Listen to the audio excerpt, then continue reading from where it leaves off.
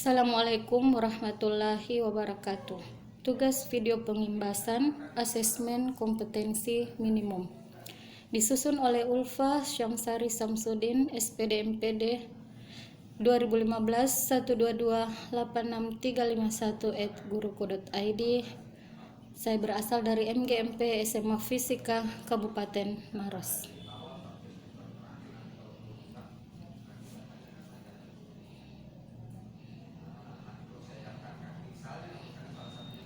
Tata cara mendaftar di portal Guru Belajar.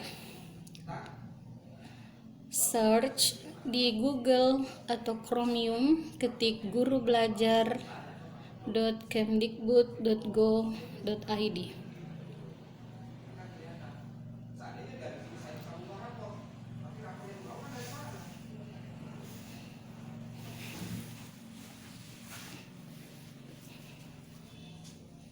Kita akan memasuki laman Kemdikbud dan dapat melihat beberapa seri pelatihan yang diberikan. Seri pelatihan yang pertama, seri pendidikan keterampilan hidup, sesi asesmen kompetensi minimum, sesi pendidikan inklusif, dan seri masa pandemi COVID-19.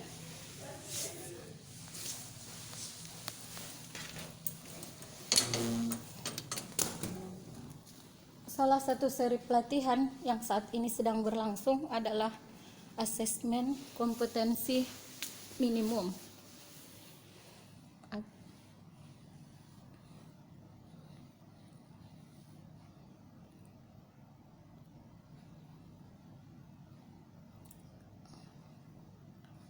Setelah memilih salah satu sesi pelatihan, yaitu AKM, kemudian kita login dengan menggunakan akun di SIM PKB. Masukkan alamat surat elektronika, yakni nomor UKG Bapak dan Ibu guru sekalian, disertai dengan tanda @guruku.id. Kemudian masukkan kata sandi, kemudian klik login, masuk atau enter.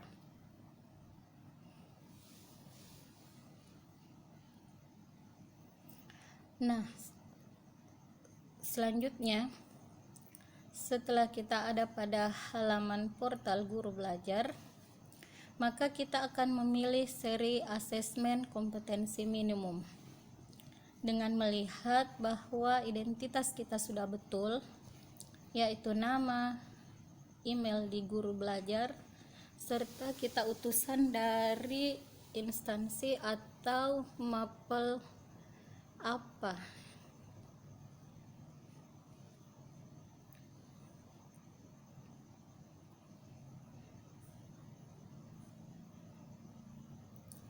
Memilih salah satu asesmen AKM pada daftar seri pelatihan yang diberikan. Jadi ada beberapa daftar seri pelatihan yang disediakan oleh portal kemendikbud.go.id. Yang pertama itu adalah masa pandemi COVID-19. Pelatihannya telah berlangsung. Kemudian yang kedua, pendidikan keterampilan hidup. Ini pelatihannya juga sudah berlangsung. Yang saat ini sedang launching yaitu AKM atau Asesmen Kompetensi Minimum. Dan berikutnya yang akan dibuka itu adalah tentang pendidikan inklusif.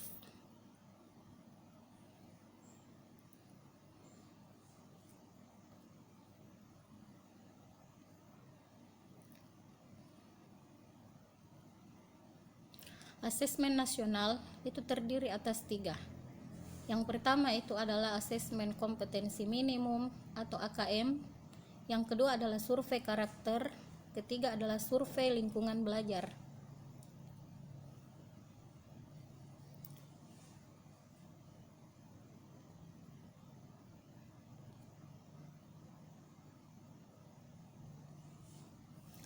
Tujuan dari asesmen nasional yang pertama itu adalah AKM merupakan penilaian kompetensi mendasar yang diperlukan oleh semua murid untuk mampu mengembangkan kapasitas diri dan berpartisipasi positif pada masyarakat.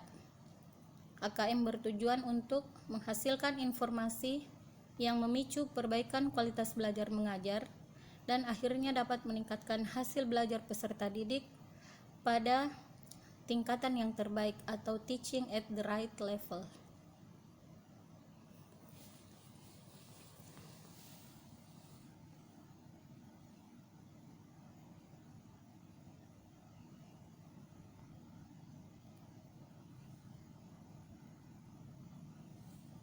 Asesmen kompetensi minimum dapat diukur dengan menggunakan dua jenis kemampuan. Kemampuan yang pertama itu adalah kemampuan literasi atau membaca. Literasi atau membaca didefinisikan sebagai kemampuan untuk memahami, menggunakan, mengevaluasi, merefleksikan berbagai jenis teks tertulis untuk mengembangkan kapasitas individu sebagai warga Indonesia dan warga dunia, serta untuk dapat berkontribusi secara produktif pada masyarakat.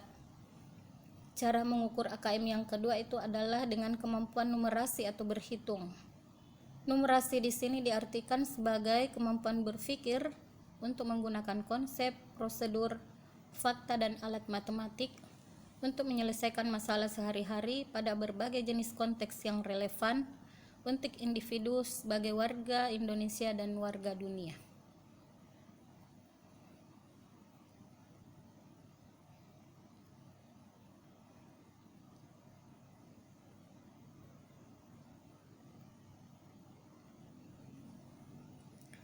Asesmen kompetensi minimum itu dapat diukur dengan kemampuan literasi atau membaca.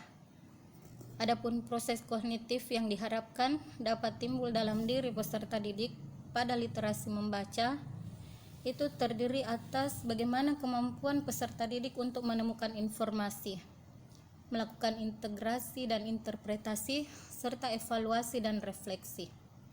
Sedangkan di kemampuan numerasi atau berhitung, peserta didik diharapkan dapat mendapatkan pemahaman, penerapan, dan penalaran.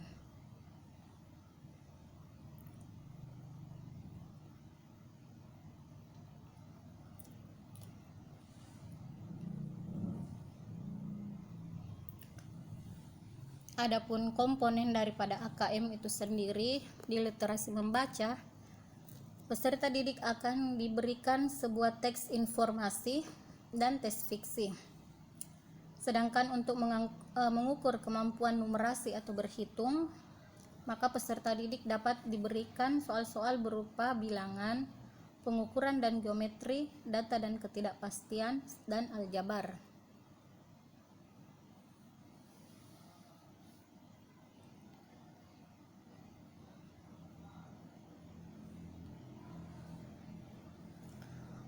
Berikut saya berikan salah satu contoh soal AKM di kemampuan literasi membaca. Jadi di kemampuan literasi atau membaca ini peserta didik diberikan sebuah tes dalam bentuk fiksi atau cerita tentang dua orang sahabat yang melakukan perjalanan panjang. Ketika di tengah perjalanan mereka terlibat dalam suatu perdebatan. Pertengkaran itu terjadi sampai salah satu dari mereka menampar yang lainnya. Sahabat yang ditampar itu tak berkata apapun, tapi menuliskan satu kata di atas hamparan pasir. Tulisan tersebut berbunyi, "Hari ini teman baikku menamparku." Walaupun mereka bertengkar, tapi tetap melanjutkan perjalanan bersama. Saat di perjalanan mereka menemukan sebuah sumber air dan memutuskan untuk mandi. Namun malang nasib teman yang ditampar tadi. Ia tergelincir dan hampir tenggelam di dalam sumber air tersebut. Melihat itu tentu saja teman yang menampar tadi menolongnya dan ia pun selamat. "Hari ini teman baikku menyelamatkan nyawaku," ukirnya pada sebuah batu. Teman yang telah menampar dan menyelamatkan nyawanya tadi bertanya, "Mengapa saat aku menyakitimu, kamu menulis di atas pasir, sedangkan saat aku membantu, kamu mengukirnya pada batu?" Kemudian ia menjawab, "Karena menulis di atas pasir mudah terhapus oleh sapuan angin, sedangkan mengukir di atas batu tidak mudah hilang oleh terpaan angin kencang sekalipun."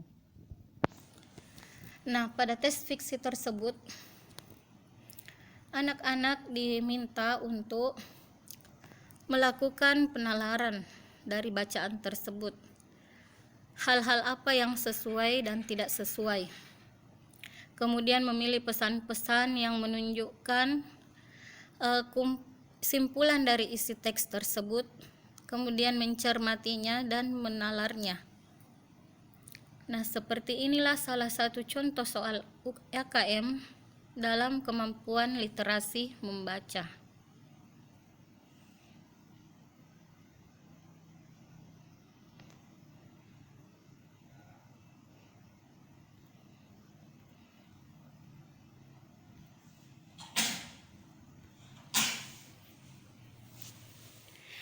Kemudian di kemampuan literasi membaca yang kedua, itu diberikan contoh penelitian ilmiah di rumah.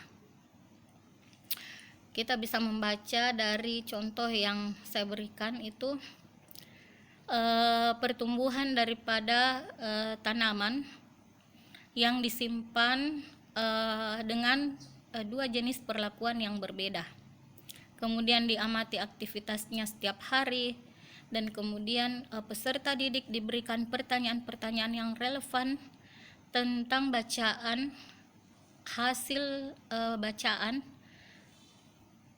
terhadap penelitian yang dilakukan secara ilmiah tetapi dikerjakan di rumah sendiri.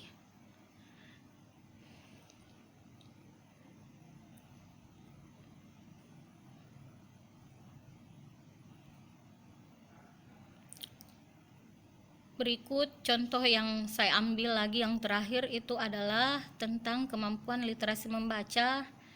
Seseorang dapat membedakan antara fakta dan mitos. Kaum muda saat ini, kaum muda rela utang demi gaya hidup. Apakah itu adalah fakta atau mitos? Kemudian ada 5 tips keuangan. Selanjutnya peserta didik diberikan pertanyaan-pertanyaan. Kemudian peserta didik tersebut mengidentifikasi apakah pernyataan yang diberikan itu merupakan fakta atau mitos.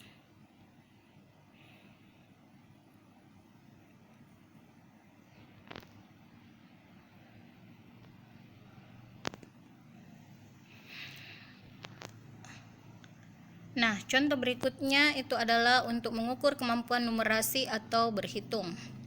Menjelang akhir tahun, beberapa toko memberikan diskon yang bervariasi.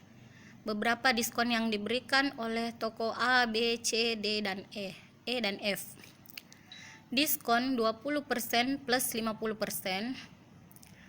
Artinya itu adalah toko tersebut memberikan diskon 50% terhadap harga suatu barang. Kemudian menambahkan 20% terhadap harga sesudah diskon pertama.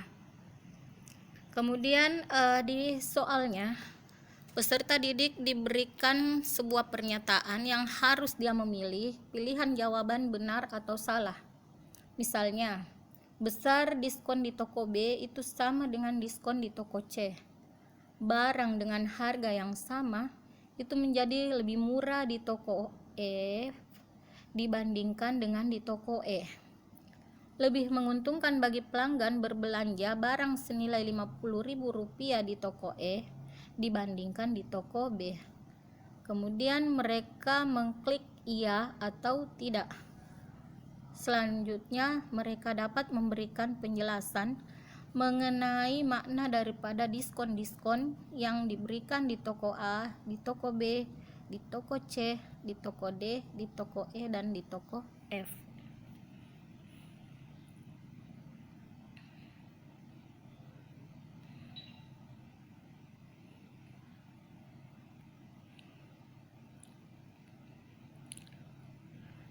Contoh lain daripada kemampuan numerasi atau berhitung itu pada pendapatan penduduk yang digambarkan dengan tabel negara A dan B memiliki jumlah penduduk yang sama.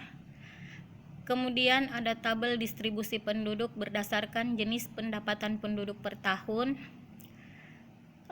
Peserta didik diharapkan dapat mengidentifikasi diagram batang yang tepat untuk keadaan atau kondisi daripada negara A dan negara B.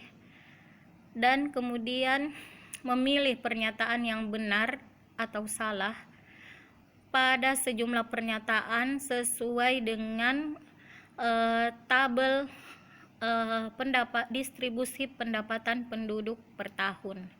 Jadi di sini anak-anak diminta kemampuannya untuk menganalisa grafik dalam bentuk tabel dan kemudian menerjemahkannya dalam bentuk diagram batang.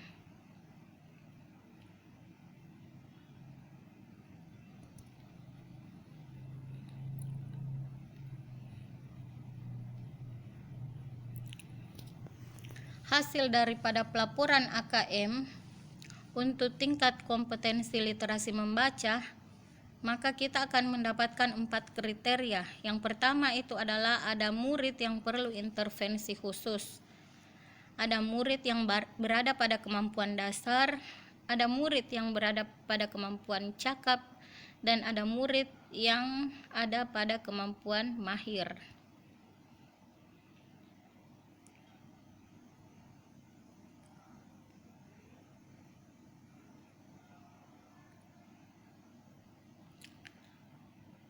Murid yang perlu intervensi khusus yaitu murid yang hanya memiliki pengetahuan matematika yang terbatas, murid yang menunjukkan penguasaan konsep yang parsial dan keterampilan komputasi yang terbatas. Sedangkan murid yang berada pada kemampuan dasar adalah murid yang memiliki keterampilan dasar matematika, komputasi dasar dalam bentuk persamaan langsung, konsep dasar terkait geometri dan statistika, serta menyelesaikan masalah matematika sederhana yang rutin. Sedangkan yang ada pada tingkat cakap, murid mampu mengaplikasikan pengetahuan matematika yang dimiliki dalam konteks yang lebih beragam. Sedangkan murid yang berada pada level atau tingkatan yang tertinggi itu berada dalam kemampuan mahir, adalah murid yang mampu bernalar untuk menyelesaikan masalah kompleks serta non-rutin berdasarkan konsep matematika yang dimilikinya.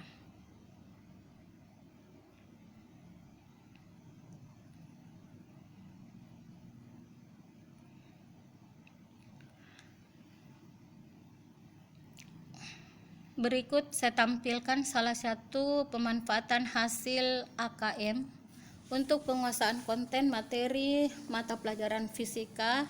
Jadi sesuai dengan mata pelajaran yang saya ampuh di sekolah sebagai guru fisika, maka saya memutuskan bahwa seorang anak dianggap menguasai konten atau materi mapel fisika apabila anak tersebut mampu melakukan aktivitas percobaan, mampu melakukan pencatatan data, mampu menyajikan data, kemudian melakukan interpretasi, serta kesimpulan atas hasil percobaan yang mereka lakukan.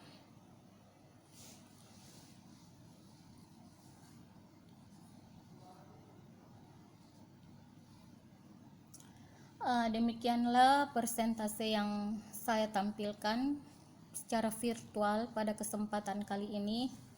Semoga apa yang saya sampaikan ini sedikit dapat memberikan pengetahuan kepada rekan-rekan guru sekalian di seluruh penjuru tanah air mengenai bagaimana cara kita mengetahui atau memiliki pemahaman yang baik tentang materi asesmen nasional, khususnya asesmen kompetensi minimum sebagai salah satu langkah yang ditempuh oleh pemerintah untuk mengganti proses ujian nasional. Video ini dibuat oleh Ulfa Samsari Samsudin, Sekretaris MGMP Fisika Kabupaten Maros, Provinsi Sulawesi Selatan. Bagi rekan guru sekalian yang ingin melakukan kontak secara pribadi dengan saya, dapat mengirimkan surat elektronik melalui email ulfa7@gmail.com. Bisa juga menghubungi saya melalui telepon ataupun WhatsApp di nomor 0823 3682 6379. Sekian dan terima kasih dari saya untuk seluruh guru yang ada di penjuru Nusantara, Guru Mulia Karna Karya. Assalamualaikum warahmatullahi wabarakatuh.